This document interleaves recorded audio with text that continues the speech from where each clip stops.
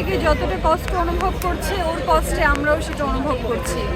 যখন দেখছি যে সেই কান্নার একটা মুহূর্ত, সেই হতাশার একটা মুহূর্ত, সেটা আমাদেরকেও ভাবাচ্ছে, আমাদেরকেও কাঁদাচ্ছে। ওর হাসিতে আমরা হাসতাম, ওর আনন্দে আমরা আনন্দিত হতাম, কিন্তু এখন এটা মেনে নিতে হচ্ছে।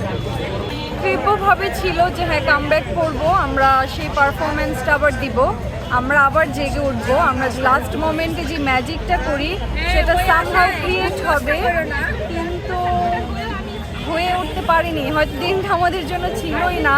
আর ঠিক আছে, ফাইন, আমরা 2022-এ নিয়েছি, তো আমরা এবার একটু অন্যদেরকে সুযোগ করে দিয়েছি। স্পেন, ব্রাজিল নামক স্পেন, ওরা খুব লাফালাফি করছিল, ওদের খুবই দুঃখ কষ্ট ভরা জীবন ছিল, এই জন্য আমরা এটা স্যাক্রিফাইস হিসেবে নিয়েছি। আমরা খেলাটাকে খুব লাইটলি নিয়েছি, আমরা ওইভাবে আমাদের বেস্ট পারফরমেন্সটা হয়তো দেইনি, আমাদের এত হয়তো এবার ছিল না যে নিতেই হবে।